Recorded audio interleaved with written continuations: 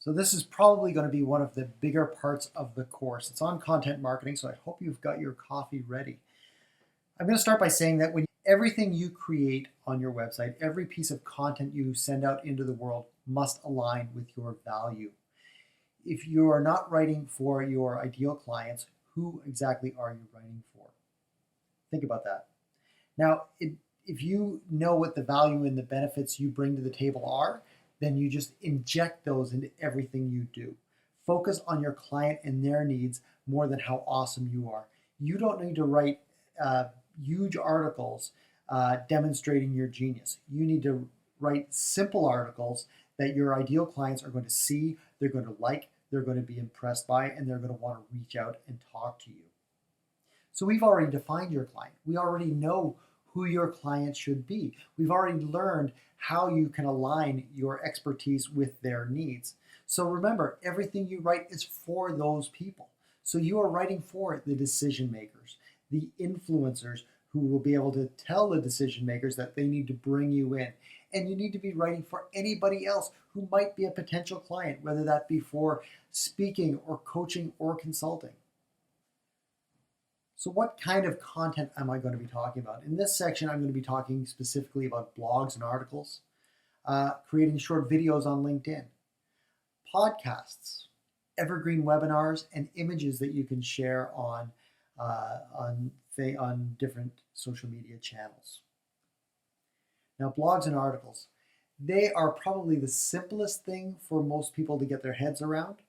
Why you need to create them and create them on a consistent basis? Well, it's fresh content. It's good for SEO. It also keeps you top of mind for clients if it's constantly being seen on LinkedIn, Facebook, and Twitter. You want to be up there. You want to be known as a thought leader. You need to establish your credibility. And it does establish that credibility within your target market, specifically if you are writing content that is for your target market. So remember, everything you create is for somebody else. It's for the ideal client that you want to hire you. That is the content you want to create. You want to create content that not only appeals to them, it gives them solutions. It shows that on Friday afternoons, there's a free newspaper that is delivered to my home. That newspaper is called flyer wrap in the industry. The newspaper itself is really only there to contain all the flyers within it. That is what your monthly newsletter is. It is a compendium of your different content that you've created throughout the month. You plop it on into your monthly newsletter along with promotional items. So if you've got a book that you want to sell, an upcoming speech that you want to promote, an online course that you want to sell, you make that a part of your monthly newsletter, and then what you do is you actually have the content you've created throughout the month actually support that the stuff that you are selling. And then you can reverse engineer a book. Now, I was telling a client the other week, he was really looking to create a book. And so my suggestion was, why not plot out the different chapters of your book, set those up as categories in your blog, and then write for those categories. And at the end of the year, export your blog, piece it together, and give it a light rewrite, and that can become your book. So blogs and articles are really important because you can leverage them for more than just the one-time use. And I'm going to show you in the next section how to actually have them working for you 24/7. But really the whole trick here is actually start writing them. Now, obviously, writing a blog from scratch every week can be very, very difficult. I know I've experienced the terror of looking at a blank screen and knowing that I need to fill 500 words of something to get a blog out. Those kind of deadlines are very, very tough. But there are simple ways to create a blog if you're feeling that it's not something you can commit to and write from scratch every week. One of the things that I like to do is compile a list of topics that my ideal prospects would be interested in. And then I'll put those topics into Google Alerts. Now, those Google Alerts will actually send me articles based on those topics every day or every week. So I've set those articles. I'm getting those. Now, what I do then is I take those articles, I will quote from the original, I will link back to the original post or article, and then I will add my 2 cents, why I agree, how I think it can be better. I will contribute to the conversation with that article. So that is a very simple way to write a blog. There's an introduction where you're setting up the quote, you pull the quote, you link back. Obviously, you always want to link back because the person, the original writer, will get a notification often that you have linked back to their post, and then you write the rest of it. Then what you can do is you can actually send a note to the original author of the original post and tell them that you've commented on it and that you've written a blog around their quote, and they may be likely to share it on their social media, which again can help you expand your digital reach. Now, another thing that if you're really, really struggling, there is a blog content generator, and I'm putting the link right up to your right, and you can see it. This is a really cool little tool where you will fill out a little questionnaire and it will generate 200 blog topics for you within a few seconds. Now, that's pretty cool because what you'll find is you'll see those blog topics and it will inspire you right away to go, oh yes, I can completely write this one in no time at all. So there's two simple ways to write a blog. You can write the blog either using somebody else's content as an anchor, or you can do the content generator and look at the titles and go, yes, I can write that title. One of the really difficult parts of writing a blog is to keep it interesting. Don't forget the power of story. If you are a speaker, you know the power of story. You know what it's like to get in front of an audience and tell a story and have people engaged. Yet there seems to be a disconnect when people start writing their blogs and their articles. They don't use the metaphors, and you need to keep the metaphors to keep the concepts real. And you tell stories within your articles to make your content relatable. Remember, you can't bore your readers. If you're overly technical when you're giving your solution, even if it's a business solution, you want to have some personality in your blog and your articles. You want to keep it interesting from the very first sentence, and you want to finish strong. You want to end with a powerful point that is going to tell people this is worth sharing, this is worth reading, I'm going to subscribe to the blog, I'm going to reach out and find out more about this topic. The power of story. As a speaker, it is an amazing tool, and yet the disconnect between doing it on stage and putting it on in your work, it can be very, very problematic for a lot of people. Videos are an amazing way to get your content exposed to newer audiences. I had a client that was regularly getting 1,500 people watching his 60 to 120 second videos on LinkedIn within a few days consistently. Now, how did he do this? He chose a single topic. He started with a pain point. He gave one or two solutions to address it. And then he ended with a call to action. Now, for LinkedIn, this is great. LinkedIn also gives you 1,000 characters, not 1,000 words, 1,000 characters. So what he would do is he would send me this video. I would watch it 3 times before doing anything to kind of absorb the knowledge from the video. And then I would write 1,000 character synopsis of the video for LinkedIn with a very strong call to action at the bottom of it. If this is something that resonates with you, visit my website, book some time to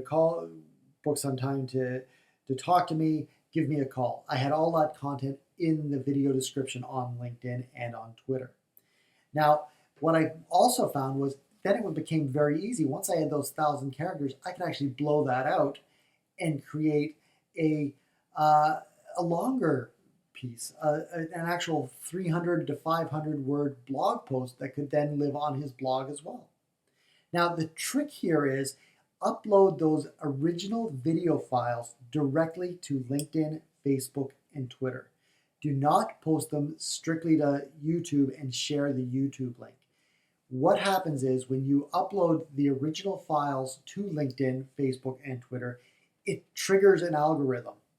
So they'll be more likely to share your content with more people. So really, they want you to use their platform, and it's up to you if you want to get your stuff seen by as many people as possible. The onus is on you to not be lazy and just upload it to YouTube and share that link everywhere. Really focus in, upload that link, that file, upload that file directly to LinkedIn, have that description piece, use all those characters, have a strong call to action that has your email address, your website, and maybe a website landing page, and then also a phone number. Because really, you want people to hire you. You don't want to make it very difficult, and videos are a great way to do it. If you put a video up on LinkedIn and you have a strong, well-curated LinkedIn presence, then I'm going to say it will not be hard to get a lot of people to see that video in a very short period of time. Now, all you need to do when you're doing these videos, all you need is an idea and an iPhone. You know, there's a big misconception that if you're going to shoot videos, you need to have a studio in your house. You do not need to have a studio in your house. I can tell you this right now. These videos that my client was posting to LinkedIn, those videos were shot in his backyard. They did not look slick. And in fact, I will tell you, the slicker you make the video, the more it looks like an ad. And if it looks like an ad, people just skim through it. But if it's you in a real spot talking to the camera, people are interested. What do you have to say?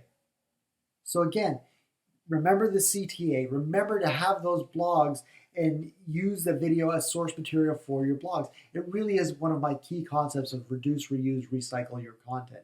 You want to make sure that you're using it and leveraging it in as many spots as possible. Now, if you are writing a blog and you don't want to do a video, there is a tool called lumen5.com, which is a free tool where you put the URL of your blog into Lumen5 and it will generate, using artificial intelligence, a short video that pulls quotes from your article and puts those against videos. It's a pretty cool tool. I'm going to link to it right on the right here. You can see it. Go to Lumen5 and put in one of your blog topics and just see how it works. Now, it's never 100%. It'll take you a couple minutes to actually tweak some of the wording on it, but it's very intuitive and it's well worth your time. They say a picture is worth 1,000 words. Well, let's hope so. If you're on Instagram and you want to use images, I totally encourage you to do it. Now, where do you get, what kind of images do you want to post? There are tools like Canva or other image software that can generate tools. What I have actually suggested people do is pull some quotes from your keynotes and your books. Then you can go on something like Fiverr.com and find somebody who actually creates these images. I found a person who will actually do 30 images for 20 bucks. So I can get 30 images that are based on quotes from my book or quotes from my speeches or quotes from whatever I want. And he will generate those so that they're properly formatted for LinkedIn, Twitter, and Instagram. Remember that when you're doing these images and if they go viral, you'll want to include a URL or a hashtag in the images so that you're actually promoting yourself a lot more than just having a little quote with your name underneath it. Make sure you've got your URL there. If somebody's really curious and your quotes are really resonating with them, you want them to be able to find you easily. The next topic is podcasting. I had a client in Los Angeles who had a podcast last year, and he had been talking to a podcast expert and consultant, and the podcast expert and consultant had asked him to actually interview influencers. So he would go on, he would take people from Twitter who have hundreds of thousands of followers and interview those on his podcast. The problem is his podcast was for medical professionals. So it wasn't actually, the influencers did not really have anything to do with his ideal clients. So he was getting shares and getting subscriptions to his podcast, but it wasn't really aligned with his business. If you want to do a podcast, which I totally encourage you to do, just have a little bit of strategy behind it. Why are you doing the podcast? Who do you want to listen to the podcast? What are you selling? And be strategic about who you're going to have on as a guest. Now what this gentleman did, what this client did, was he actually rebranded his podcast. If you want to have a successful podcast, you want to bring on the people you want to listen to the podcast. So if your target is HR professionals or CEOs or CMOs, what you want to do is you want to bring those people on as guests because they will be more likely to share your podcast with people in their network who are likely to be in the same sort of positions as they are. So if you want to reach CMOs, interview CMOs. You may not get 5 million people downloading your podcast. But if you get 50 CMOs downloading your podcast and subscribing to your podcast for CMOs, that becomes a really big opportunity for you to actually generate some leads. Now, when I say leads, again, what are you selling? There's a couple of really good podcasts out there that I always like to recommend to people. They're great podcasts in and of themselves, but they also do advertising really well. One of them is The Gist with Mike Pesca, and the other one is Politico's Gabfest with David Plotz. And these, if you listen to the way these podcasts are structured, they're a lot different than the way most of the speakers that speaker podcasts I see are constructed. A lot of the speaker ones that I've seen, they have a short introduction and then they go into the full-length interview, and then at the end of it, that's where they have the pitch. With a professional podcast, and you'll see that they've integrated the advertising a little bit more easily. With The Gist, what Pesca does is he starts off with a little rant, then he does a little ad, then he goes into his feature interview, and then there's another ad, and then he ends off with another rant. Nice way to do it. The way David Plotz does it on Politico's Gabfest is mid-sentence, he takes a breath, goes into a little ad, another breath, and he's back in the conversation. So it's almost a seamless way of getting the promotions in there, and he's not waiting to the end, because I'll tell you, if you wait to the end, what's going to happen is you're going to lose people. So if you're trying to sell something, make sure that you're using your podcast and leveraging the people that are going to be listening, and leverage the time you have with these people to make sure that they are hearing what you want to tell them. Now I'm going to talk about Evergreen Webinars. These are one of the coolest things that I've come across in the last couple of years that are powerful, extremely powerful for speakers, trainers, and consultants. It's a record once, use it forever kind of model. Now, as a speaker, a trainer, consultant, I'm sure you've done webinars before. You've recorded them live. You've scheduled them on a Friday, and then you hope to God nobody hires you for actual client work when you're delivering it, only to find that 20 people have signed up for your webinar. That's a miserable way to go through life. With an Evergreen webinar, what you can actually do is record it once and use it over and over again. Now, according to GoToWebinar, 76% of B2B buyers are using webinars to make a purchase decision. So if you are actually trying to sell anything, use your webinar as one of your key lead magnets. The tool that I use is called easywebinar.com. Now there's a link to it to your right. You can see how Easy Webinar works. It's a really cool tool where you go in, you set up the webinar. In fact, why don't we just jump off, and I'm going to actually show you how Easy Webinar works. I'm going to sign into my account, and then we're going to just walk you through how it works. Okay, so here we are in the Easy Webinar back end. Now I'm going to click through to one of my webinars. I host some for my clients. Market your speaking business more effectively. Do-it-yourself strategies to get you noticed by the clients that count. So this is the back end. This is the actual setup of the Easy Webinar. This is a recurring webinar. As you can see, I've got it set to automated.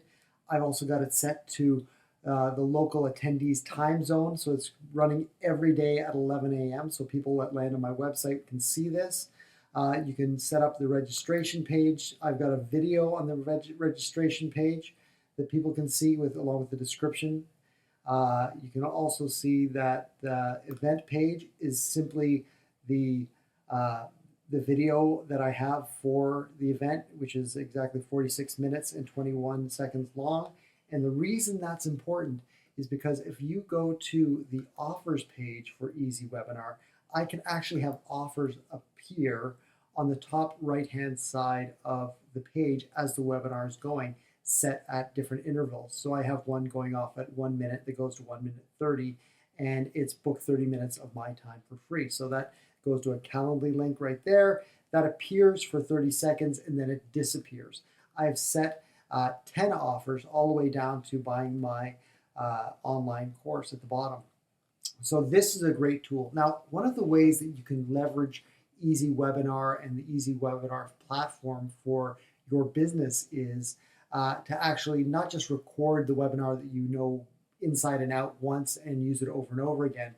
I actually have used this webinar, this exact same webinar, to present for different organizations simply by recording a 1-minute introduction to it that is specific to that organization.